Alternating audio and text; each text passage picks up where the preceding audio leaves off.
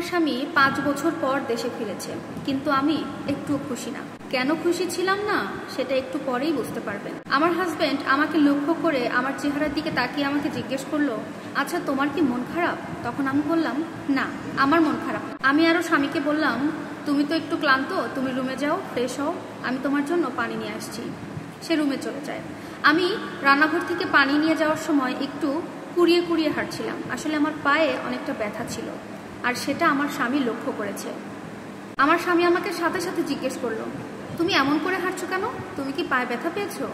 আমি বললাম, না না তেমন কিছু না, ওই হালকা একটু চোট পেয়েছি। তারপরে আমার স্বামী আমাকে বলল, ঠিক আছে তাহলে আমি এখন একটু রেস্ট করে নেই, বিকেলবেলা তুমি রেডি হয়ে থেকো, দুজনে একটু বাইরে থেকে ঘুরে আসবো। এরপরে আমার স্বামী ঘুমিয়ে পড়ে আর আমি আমার মতো সংসারের কাজ করতে থাকি। এরপরে আমার স্বামী ঠিক 4 থেকে 5 ঘন্টা পর ঘুম থেকে উঠলো।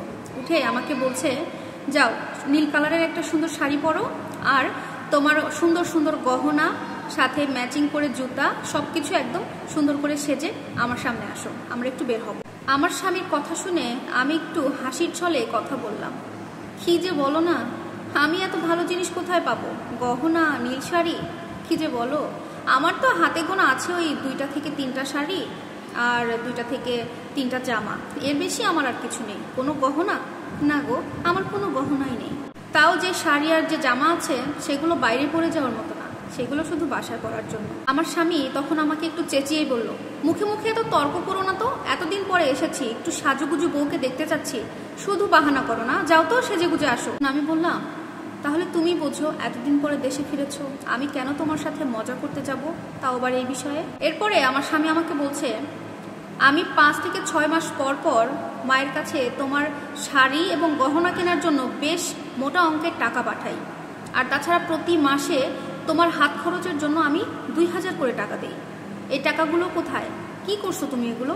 তুমি গহনা কেনো নাই, শাড়ি চুড়ি এগুলো কিছুই নাও নাই, কত ভালো ভালো শাড়ি আমি তোমার জন্য পাঠিয়েছি, সেগুলো কোথায় তোমার? এছাড়াও তোমার জন্য আমি গত মাসে 2 লক্ষ টাকা এক্সট্রা পাঠিয়েছি, যেন তুমি মোটা দেখে একটা হার তৈরি করে নিতে পারো, আমি এসে তোমার গলায় দেব। স্বামীর এই কথাগুলো শুনে একটু বিরক্ত হয়েই বললাম, তুমি এত কথা বলো না তো, এ সমস্ত আমার কিছুই নেই, আমি তোমার সাথে এখন যেতে পারবো না। আমার স্বামী বলল, আমি যখন তোমাকে ফোনে এই সমস্ত জিজ্ঞেস করতাম তখন তো ঠিকই বলতা যে তোমার এগুলো সবকিছুই আছে, তাহলে এখন সেগুলো কোথায় গেল? প্রথম অবস্থায় স্বামীর সাথে গরম দিয়ে কথা বললেও পরবর্তীতে চোখের পানি আর ধরে রাখতে পারিনি। তাকে বলে দিলাম, আপনার মা আর বোন আমাকে এগুলো কিছুই দেয়নি, আপনি বিশ্বাস না হলে আপনার মাকে ডেকে শুনতে পারেন, সে পাশের ঘরেই আছে। মুহূর্তেই আমার স্বামী তার মাকে ডাক দিল। তার মা ঘরে এসেই আমার স্বামী কিছু বলার আগেই বলে উঠল, কিরে বাবা, তুই বাসায় আসার সাথে সাথে কি তোর বউ আমার নামে গুণগান গাওয়া শুরু করে দিয়েছে?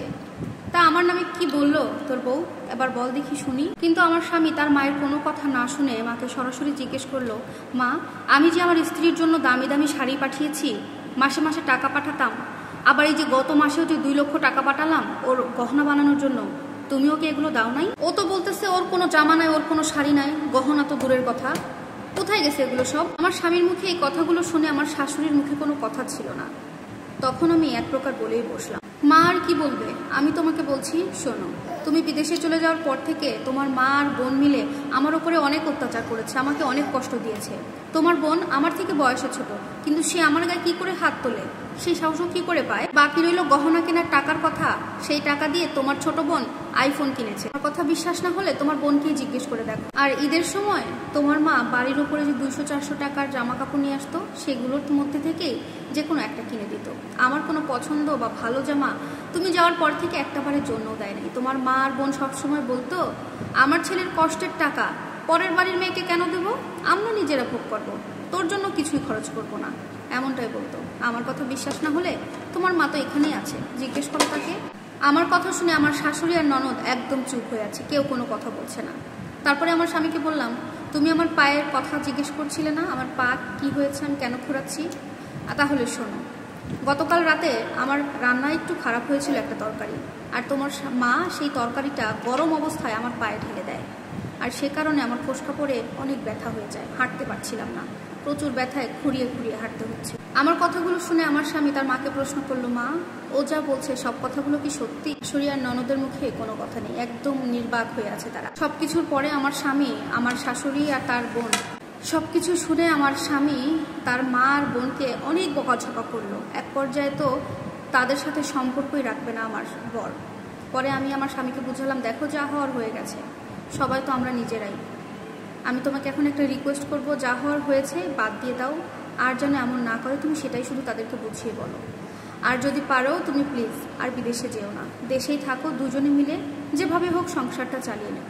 আমাকে ছেড়ে প্লিজ বিদেশে তুমি আর যেও না। আমার স্বামী বলল, ঠিক আছে, তুমি যখন বলছো তাহলে আমি আর বিদেশে যাব না, দেশেই থাকবো, দেশে কিছু একটা করবো। স্বামী বলল, ঠিক আছে, আর যাব না, দেশে যা পারবো কিছু একটা করব। এখন তো অনেক হলো, তাহলে চলো এখন একটু মার্কেটে যাই, তোমাকে কিছু শপিং করে দিই। এই বলে আমরা রেডি হয়ে বাসা থেকে বের হয়ে গেলাম। প্রিয় দর্শক, কেউ যদি প্রবাসী হয় আর তার স্ত্রী যদি পরিবারের সাথে থাকে, সেই পরিবারের শাশুড়ি আর ননদ যদি খারাপ হয়, তাহলে সত্যি সেখানে দুর্বিষহ হয়ে ওঠে জীবন চলা বা বেঁচে থাকা। একটা মেয়ের জন্য খুবই কষ্টকর হয়ে দাঁড়ায়, এমন যেন অন্য কোনো মেয়ের সাথে না হয়। এটা ছিল একটি আপুর জীবন কাহিনী। ভিডিওটি ভালো লাগলে লাইক, কমেন্ট, শেয়ার করবেন।